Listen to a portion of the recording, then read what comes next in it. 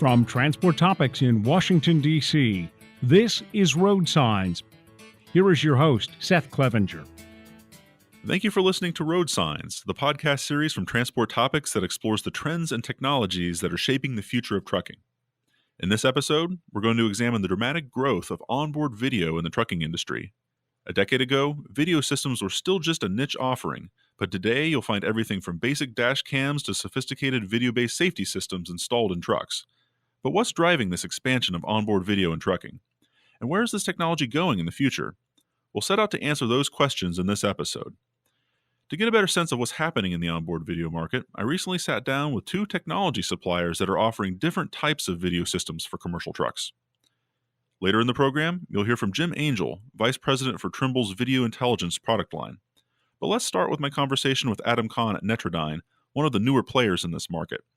Let's go ahead and play those interviews. We're here in Denver at McLeod Software's 2019 user conference, and we're very pleased to welcome Adam Kahn, who's the president of the fleet business at Netrodyne, a provider of camera-based safety technology for trucks. Thanks for joining us, Adam. Hey, Seth. Great to be here. I really appreciate the time to spend with you. Absolutely. And, we've really seen onboard video has become a big trend in trucking technology over the past several years. It's really becoming much more prevalent in this industry. And one of the reasons fleets are moving toward onboard video is liability protection in the event of a crash. But it's also an opportunity for driver monitoring and driver coaching to enhance safety. So, Adam, I want to get your thoughts on what factors you see driving adoption of onboard video in trucking. Well, I think the category is very powerful in a couple ways. One is it protects drivers. A lot of cases, the drivers are doing their job and the environment happens around them, and there's nobody there to really tell the driver's story. And so video really serves as a great storytelling device to say what happened, what was I doing, what was the other car doing, what was the environment doing, and it's really a third witness to every event that happens. In a lot of cases, the drivers don't have that support. Now for the fleets, I think it's a tougher and tougher litigious society that's happening. And I use the analogy of water finding the crack in the wall. The really aggressive lawyers will find the way to go win the lawsuits against fleets. And in cases where they used to just go after the fleet saying, well, you're unprotected, you can't claim, you can't defend yourself, that was the first justification of cameras. But the current justification is protecting your safety culture and defending that not only are you taking care of each driver, but you've now implemented a safety culture around all of your drivers and all of your vehicles. Perfect. One of the big decisions fleets make as they look to implement onboard video is whether to install only outward-facing cameras that track the road ahead, or to go further and have both outward and inward-facing cameras that also monitor the driver. So, Adam, how are fleets making that decision? And what's the breakdown among your customers for fleets that opt for outward only versus the two-way cameras? Yeah, so I think there's a value proposition for both. Outward has the obvious value proposition of what's happened outside the vehicle. In a lot of cases, you have mystery damage or crashes that happen, or any kind of event that happens where you really need to figure out what happened outside the vehicle. Outward-facing is just the perfect utility for that. Inward-facing is not for every fleet. One of the balance points that we have with fleets is the recruitment of drivers. And some drivers they don't want to be recorded. And so the decision is made, do I put an inward-facing camera or do I not have a driver? And it's a tough decision, right? So the piece that we really focus on is retaining that driver once you have it. So can you put the right type of program that makes the driver engaged and wants to participate? The value proposition of inward-facing is really getting the driver out of those tough incidents and removing them from the scene. So a crash happens, you can verify that the driver was wearing a seatbelt, the driver had his hands on the wheel, he had good eyes, good scanning the road. The moment that I can eliminate that driver from that conversation, it removes all the stress from the driver. What we're seeing is for-hire fleets, it's maybe a 50-50 split between fleets deploying inward-facing, outward-facing, and a lot of that's culture. The fleets that have really spent time with their drivers, the drivers respond, through engagement. Private fleets tend to be 75-25 using it. And then the third segment that I really see a high adoption is service. So any type of fleet that carries passengers, school bus, metropolitan, or they go residential and they call on homes for service, carpet cleaning, for example, it's almost 90%. And a lot of that, they really want to protect the brand. They want to make sure the drivers have the right uniform on, and they're driving to code, and they're presentable, and they're the face of the organization, and that's a great way to sort of verify that and validate that. Okay. Now, there are a lot of different camera systems on the market these days. I mean, these range from basic dash cams all the way up to full safety programs. For the benefit of those listeners who aren't familiar with Netrodyne, could you briefly explain what's unique about your company's driver eye system? How is this unique compared to some of the other products on the market? Yeah, so my position, I've been in the camera space for about 7 years, and I've seen a dynamic change of the buyer. The original buyer was, I need camera to protect me in crashes. As the buyer journeys progress, now it's, I need a camera system to really implement a safety culture, and that's a great progression. My personal position is every commercial driver should have a camera inside their vehicle, whether it's a dash cam, which helps exonerate that one incident, or you have a safety program that you can really implement that whole safety culture. And driver eye starts to be part of that environment where it's a safety culture piece. The piece I really think that differentiates driver eye is because it has edge computing, which means it does all the computation at the device, we actually see all the video that happens. There's two really powerful pivots that happen from that. One is I have context. I don't have to wait for a sliver of data to figure out what happened. But the other one is I can validate the good driving that's happening. So in a vehicle that travels 100,000 miles a year, you have to drive about 500 minutes a day to hit that number. Why not have a good profile of what those 500 minutes are? In most cases, we're seeing our driver community in the 95% of the time where they have excellent driving. That should be rewarded and recognized, and it's underserved today. And I think that's where driver eye starts that conversation of recognition and appreciation. Have your cake and eat it too. Mutual of Omaha Bank has the lending capacity and national geographic reach you need to grow your trucking and transportation business. Yet, they're small enough to provide a dedicated relationship team and the personal touch your company deserves. Find your banking sweet spot with Mutual of Omaha Bank. To discuss your needs, give Brian Hoban a call at 913-312-4403. That's Brian Hoban at 913-312-4403. And we're here at a software conference, and there's, of course, been a lot of conversation about the advance of technology and where it's going. So I do want to ask you about how Netrodyne is using artificial intelligence and machine learning. Mm-hmm. So that's one of the fundamentals of our product. So as I think about the different sensor inputs, we have vehicle movement data, we have inertial sensors, so it's harsh braking, hard turns, hard stops, but we also we use vision as an indicator. So we have a artificial intelligence that identifies traffic lights, stop signs, dynamic following distance, and all that information is brought into the device for almost real-time computation of those events. The machine learning piece, which is interesting, is as I analyze that information and I can start to learn about the roads, I can update my code on my driver eye device. As an example, a driver comes down the road and he sees a stop sign, but the stop sign says garage sale Tuesday. Now, a vision-based system will pick up the image and say that's a stop sign. The driver will say that's not a stop sign, and so the system now recognizes what's called a false positive. We take that information, we recalibrate it into our algorithms, and every month we push an update out to the system. So the next month that driver goes by that intersection, the system's smart enough to ignore that garage sale sign. Right. So it's just, it's actively learning. The more that the system drives, Right. the more that the drivers travel those routes, it picks up on all that road knowledge. Understood. Interesting to see how this is all evolving, for sure. I want to go back and talk a little bit more about the liability protection angle. Just how often do you see cases where just having onboard video exonerates drivers when they aren't at fault in accidents? Is this a fairly common occurrence in these events? Yeah, so I'll share a story. So at the McLeod conference, they're wonderful hosts, and we were all had dinner last night. I got back to my room and I saw a note from one of our customers who said, "Can you help me retrieve some video?" And in all actuality, the system had already retrieved the video. The fleet had an accident. It was raining yesterday in Detroit, and one of their vehicles struck another vehicle. That video was available within 3 minutes to the fleet manager. He shared it with the driver through the driver mobile app. So now the driver had that video on scene, and so there was no witness, best guess of what happened. That video on the scene helped to really navigate exactly what the next steps were for that driver, for the patrolman, for the witnesses, for the third party that was involved in that, and it just shortens that whole process. Yeah. And fleets that find that when their drivers are at fault, they use that information to settle as quickly as possible. Now, in the cases where the drivers are not at fault, it's a wonderful tool to hunker down and be stubborn and defend your fleet and your drivers as vigorously as you can. Absolutely.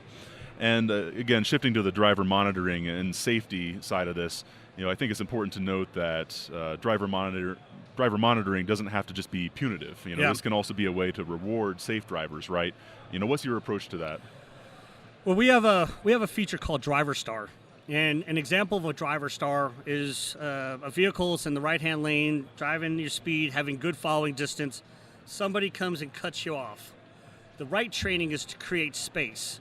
So we actually pick that maneuver up where vehicles are creating space where they're getting cut off. We call that a driver star. I looked at last month our top 5 customers, and we have in that pool of top 5 customers, there's 5.5 times more driver stars than hard braking events. So historically, a hard brake has been a wonderful indicator of maybe a predictor of something worse is going to happen. I might advocate that if you have 5 times more data on something, that might be the area that you focus your KPIs on versus a fifth of the data, which was historically bad. Now I have 5 times more data to say I have such a bigger pool to now analyze and figure out how my drivers are doing. So I'm a huge advocate for leaning into the positive, the thumbs up, how do you use the positive engagement to engage your drivers? Because an engaged driver is always going to be a much more powerful one that doesn't want to talk to you about it. Yeah. And let's also just look ahead now. What do you think is next for onboard video and trucking? How will this segment of the trucking technology business evolve in the years ahead? Where do you see it all going? So I think there's a great progression of vehicles getting smarter, and I think there's a nice convergence between AI and road knowledge to maybe allowing the vehicle to use that information to either adaptive braking or proactive braking. The other piece that I think is really interesting, for the 2 years we've been selling Driver Eye, we have about 500 million minutes of data that's collected. Every month we have about 750 unique miles that we generate. So I think there's a lot of richness that can be drawn from those driving patterns. If I can look at an intersection that I've had a vehicle go over 20 or 30 times in a week, I now know the dynamics of that intersection.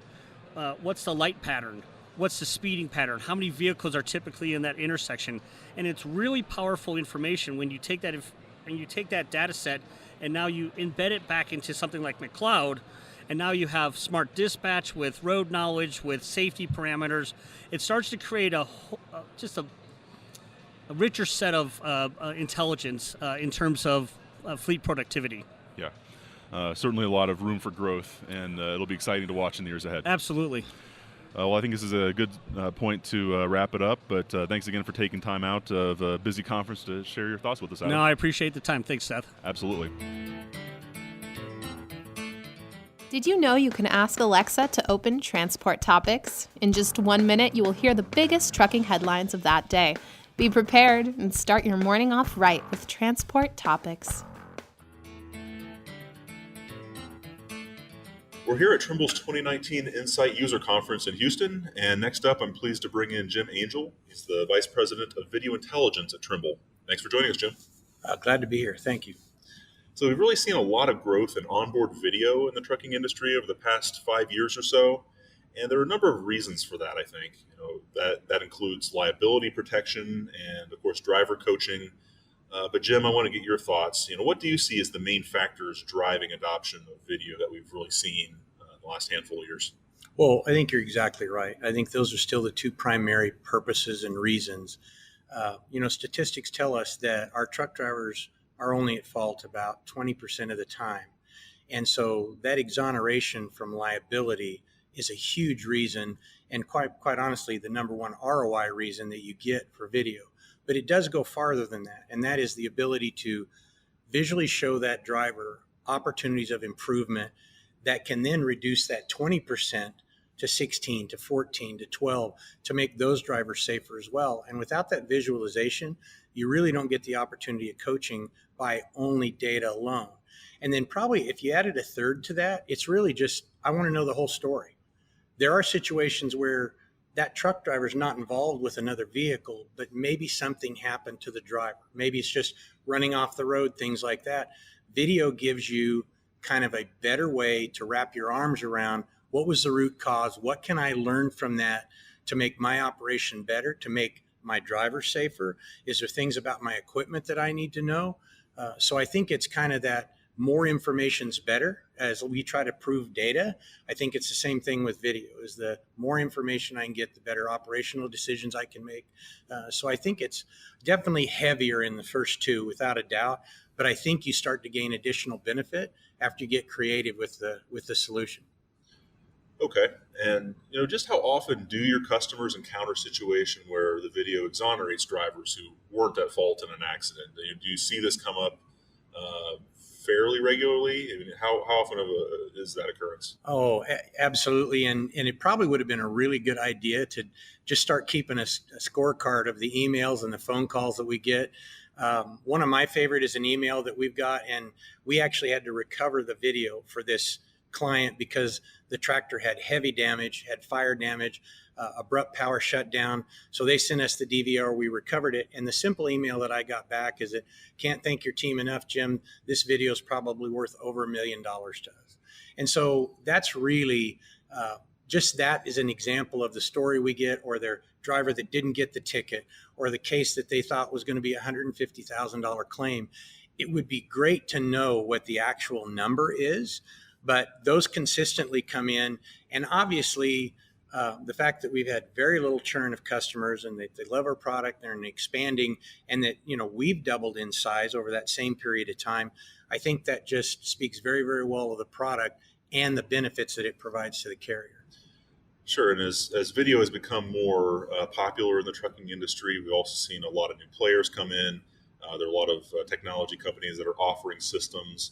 As part of that, we see a lot of different configurations. And one of the first decisions for fleet managers is whether or not to include a driver-facing camera or only have an outward-facing. So, Jim, I want to get your thoughts on where you stand on that decision. What do you see as the pros and cons? This question doesn't ever seem to go away, right? Yeah. And it's a great question, but it really comes down to what is that carrier's goal?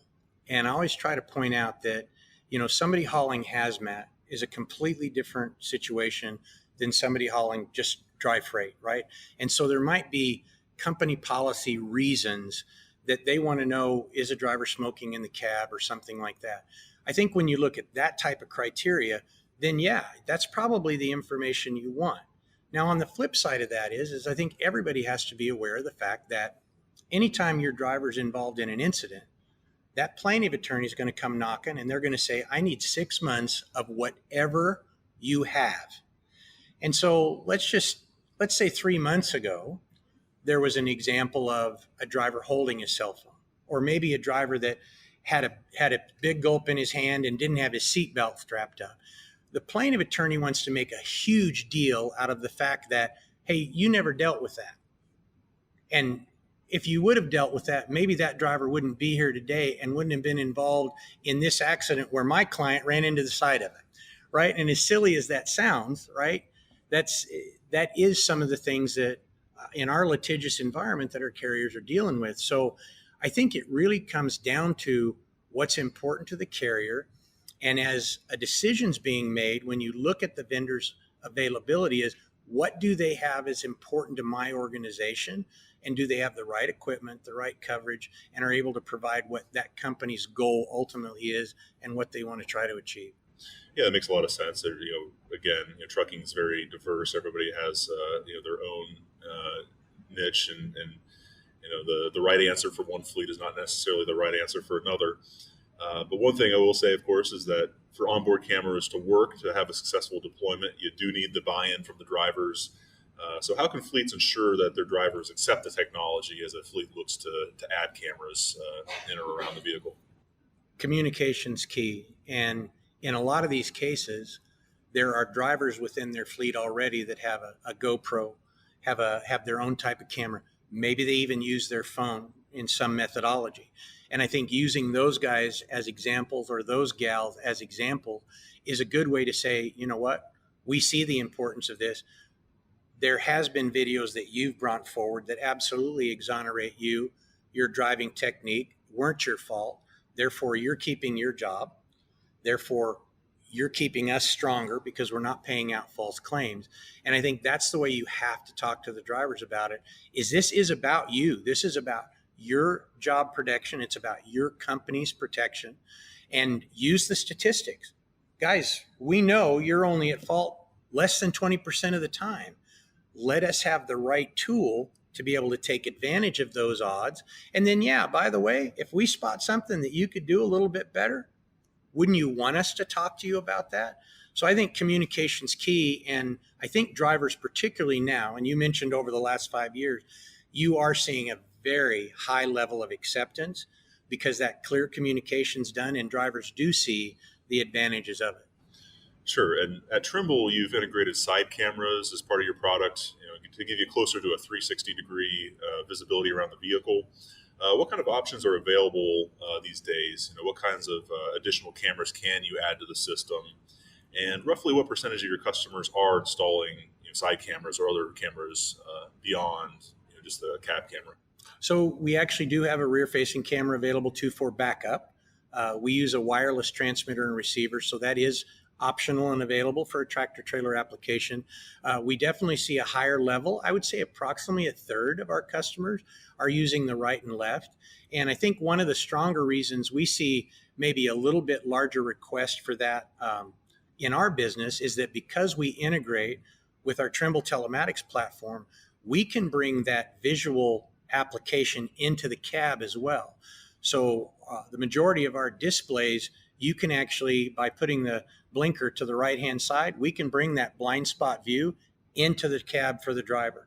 Driver puts it in reverse and you're using our backup, we can bring that visualization of the back of the trailer into the cab. So not only are we recording that information and providing that history of a particular event, but we're also bringing, by being connected to our other telematics devices, we bring that application into the cab and also assist the driver as well. Yeah, to your point, Trimble, of course, has a whole range of technologies and different types of software and systems for trucking. That includes TMS systems for the back office and also onboard telematics systems. How do you connect video intelligence in the camera line with those other systems in the Trimble portfolio to tie it all together? Well, that's really our secret sauce, right? So Trimble's been in the telematics business for trucking for well over 17 years.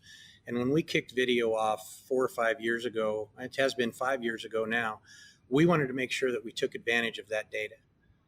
It's some of the best in the industry, and being able to match up our onboard event second by second data and actually recording that from the ECM of the engine and being able to play the video that's associated with that data. Quite honestly, nobody else does it like we were able to do that. And it's really because we're on that single platform. So the minute that event happens and we have that second in time, that date and time stamp, we go back and get 10 seconds before and after, and we match it up with that metadata. And that provides a very powerful piece of information that allows you to investigate any incident or event, because we're bringing information that's associated with that video, like ECM speed, RPM, the position that driver's foot is on the accelerator pedal. If they're using ADAS equipment, we're going to give you the distance between you and the forward vehicle. We're going to give you the speed of the forward vehicle, which makes coaching a following too closely event very, very easy to do because you can explain to the driver, hey, you're going faster than them and you're closing at a rate of speed that's not a safe situation. So that integration piece is really it's the cornerstone of how we built our system to be a single platform and be integrated. And by the way, you're only logging into one place to get to all this information. Whereas you go with another provider, you're logging into 2 different places. You're trying to match data up with a different type of video. And when videos are triggered by an accelerometer, they're not ever going to match the type of data that you get directly off the ECM because they're not built the same and they're not, the algorithms are not the same. Sure. Let's just talk a little bit more about the safety side of video that you alluded to. Are you seeing any kind of interesting ways that fleets are incorporating video into their safety programs? I mean, of course, this opens up some new opportunities on, to coach drivers, but what are some of the latest examples that you've seen? So I think tying it into deeper analytics is important. We have a program called Safety Analytics, which here at the show, we recently announced our fatigue monitoring module that goes in association with that, which gives us the opportunity to tie anything that's seen in a video, a risky behavior, for example, can be scored, selected, and then that data flows back into safety analytics into another array of scoring, which covers speeding, which covers CSA violations, hours of service, and all the driving behavior. And then all those scores are normalized and provided to the carrier on a nightly basis so that they can be proactive in talking to the right driver, but talking to the driver about the right thing too. Let's say the driver's doing great in 3 of the 4 categories. He just has a heavy foot. So talk to him about his speeding, but pat him on the back for the fact that doesn't have a CSA violation, no e-driver logs violations, and driving behavior is great. But he's just trying to get every place in too big of a hurry. So let's talk about that thing, keep our selection shorter, be operationally efficient in discussing it with them, and focus on the real issue rather than trying to worry about all of it that's available. Right. And before I let you go, Jim, I just want to ask you, what's on the horizon? What do you think's next for onboard video and trucking? How do you see this product line and the use of video evolving in the future? I think 2 big things. One, I think artificial intelligence is going to start playing a key role in edge analytics, things like being able to create events for rolling stop sign, railroad crossing, construction speed limit, having the camera visualize another opportunity to capture a type of event that would give the carrier information about that driver. Then the other thing is I think all of us vendors have to make a concerted effort to make coaching more automatic and easier. The hardest part about coaching a driver is getting them off their day to sit down, watch a video with you, and then spend that 10 minutes talking about it. The only way that that's going to be more and more and more successful is to make that easier and more efficient. I think those are the 2 big things that you'll see in the industry. And I know those are 2 of the things that we want to work on and spend a good amount of time on trying to figure out what's that right solution. All right. Well, we'll stay tuned. Thanks again for taking time to speak with us, Jim. We really appreciate your insights. You bet. Thank you. As a member of the trucking and transportation industry, you're always on the go. In fact, you're probably on the go right now.